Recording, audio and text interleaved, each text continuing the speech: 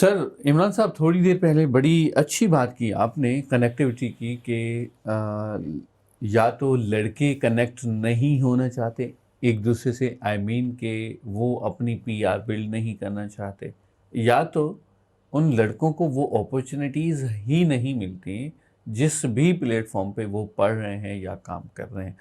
आपका इस बात पे क्या तज्जिया होगा कि यूनिवर्सिटीज़ की तरफ से वाकई एम्पावर किया जाता है कि मुख्तलिफ जगहों पे जाएं, वो नेटवर्किंग करें, कनेक्टिविटी करें?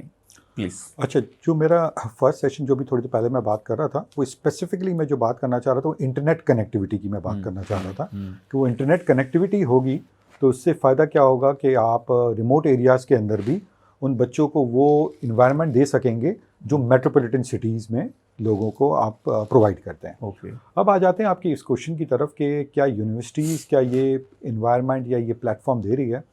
मैं इस एकेडेमिया इंडस्ट्री में मुझे अराउंड 2 डिकेड्स हो गए हैं। ठीक है, तो अगर मैं आपसे बात करूं, अगर मैं आपको शेयर करूं कि आज से 10 साल पहले का बच्चा क्या था और आज का बच्चा क्या है, पहले तो मैं आपको बताऊंगा इस बच्चे में और आज से 10 साल पहले के बच्चे में ज़मीन आसमान का डिफरेंस है।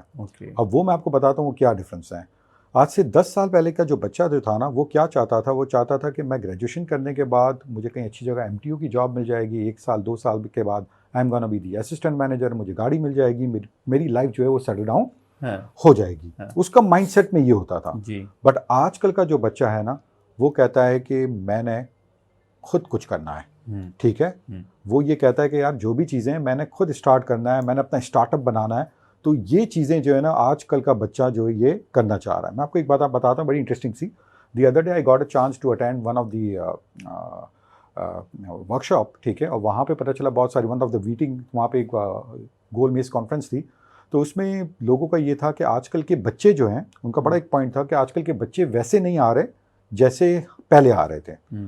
और मैं एकेडेमिया को रिप्रेजेंट कर रहा था, तो मैंने उनको कहा कि आपके पास नहीं आ रहे बच्चे और आपके पास आगे भी नहीं आएंगे।